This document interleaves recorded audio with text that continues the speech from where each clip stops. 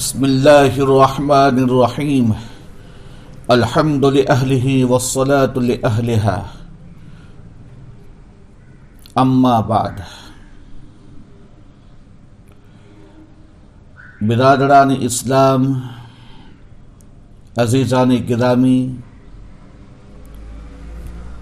آج کے درس اور سبق میں آپ حضرات کی خدمت میں حکیم الامت مجدد ملت حضرت اقدس مولانا اشرف علی تھانوی نور اللہ مرقدہ کے خلیفہ اجل حضرت مولانا اسعد اللہ صاحب، جو ناظم صاحب سے مشہور تھے، مظاہر علوم سہارنپور کے یہ ناظم رہ چکے ہیں۔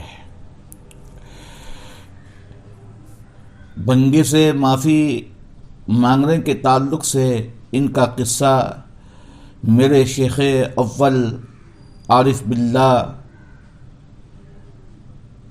جنید وقت حضرت اقدس مولانا قاری صدیق احمد صاحب باندوی نور اللہ مرقدہ نے نقل فرمایا ہے، بیان فرمایا ہے، اسے پیش کرنے جا رہا ہوں۔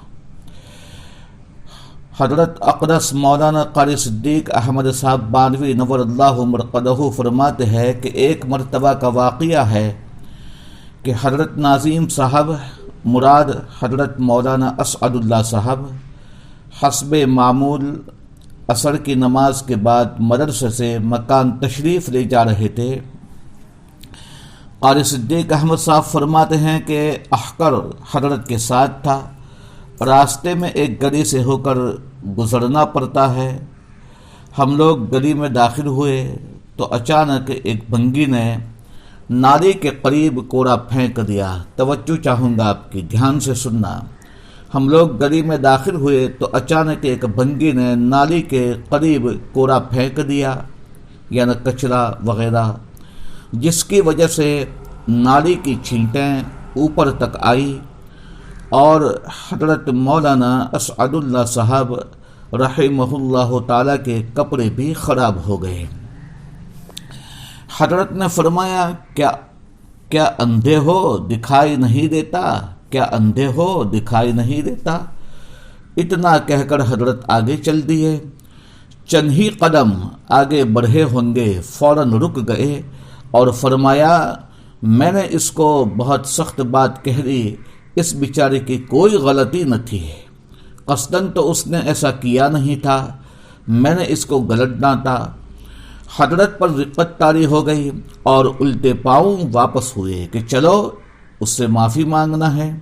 واپس آئے تو بھنگی کو اس جگہ نہ پایا، دائیں بائیں تلاش کیا تب بھی نہ ملا، قریب کی گلی میں دیکھا وہاں بھی نہ پایا۔ حضرت وہیں کھڑے ہو کر افسوس کرنے لگے اور ہم لوگ پریشان ہو گئے۔ یہ قاری صدیق احمد صاحب فرماتے ہیں، اور ہم لوگ پریشان ہو گئے کہ ابھی حضرت پر رقت طاری ہونے کی وجہ سے اختلاج قلب کی شکایت ہو جائے گی۔ حضرت رحمت اللہ نے فرمایا کہ اچھا چلو کل اسی وقت آئیں گے، شاید کل مل جائے۔ چنانچہ حضرت رحمت اللہ کا پورا دن انتظار اور بے چینی میں گزرا۔ دن میں کئی مرتبہ فرمایا کہ وہاں چلنا ہے، بار بار اس کا تذکرہ کرتے اور افسوس کرتے ہوئے فرماتے کہ ہم نے بڑی غلطی کی اور عصر کی نماز کے بعد فوراً چل دیے۔ اس گلی پہنچے تو واقعی وہ بھنگی وہاں مل گیا۔ حضرت نے اس سے معافی مانگی، وہ بیچارہ بڑی عاجزی کرتے ہوئے پیروں میں گرنے لگا، لیکن حضرت نے جب تک اس سے معاف نہ کروا لیا تب تک حضرت کو چین نہ آیا۔ حیات صدیق صفحہ 111۔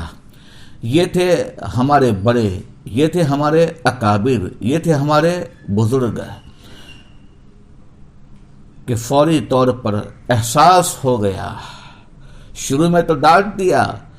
یہ ایک اکابر کی اور اہل دل کی، بزرگوں کی عادت رہی ہے، فطرت ہے، عادت رہی ہے کہ انہیں فوراً غصہ آ جاتا ہے مگر فوراً سنبھل بھی جاتے ہیں۔ چنانچہ حضرت رحمت اللہ کا حال بھی یہی ہوا کہ شروع میں تو ڈانٹ دیا کہ کیا اندھے ہو دکھائی نہیں دیتا، یہ الفاظ تک کہہ دیے، مگر فوراً احساس ہو گیا۔ آج ہم میں سے اگر کوئی ہوتا تو ان سے لڑائی جھگڑا کر دیتے، ان کو مارتے، ان کو پیٹتے، اور پتہ نہیں معاملہ ہم کہاں سے کہاں تک پہنچا دیتے ہیں۔ لیکن ان حضرات کی اخلاق، یہ دیکھا جاوے واقعی بہت گہرائی سے اونڈائی سے تو یہ بزرگوں کی صحبت کا اثر ہے۔ حضرت تھانوی کی صحبت میں رہے تھے، ان کے خانقاہ میں وقت گزارا تھا، تو اللہ والوں کی صحبت کا یہی اثر ہوتا ہے۔ اہل دل کی، اللہ والوں کی، بزرگوں کی صحبت رنگ لاتی ہیں اور کام آتی ہے اور رنگ لاتی ہے۔ حق تعالی شانہ ہمیں بھی ایسا ہی بنا دے، ان کے جیسے اخلاق ہمارے بھی ہو جاوے اور ان کی جیسی عادتیں ہمارے اندر بھی پیدا ہو جاوے، اور ہمیں بھی اللہ والوں کی صحبت، ان کے پاس اٹھنے بیٹھنے، ان کی صحبت میں رہ کر کے اپنی اصلاح کرنے کی اللہ تبارک و تعالی توفیق عطا فرماوے۔ آمین یا رب العالمین۔ یا رب صلی وسلم دائما ابدا علی حبیبک خیر الخلق کلہم وما علینا الا البلاغ۔ السلام علیکم ورحمۃ اللہ وبرکاتہ۔ دعاؤں کی گزارش ہے۔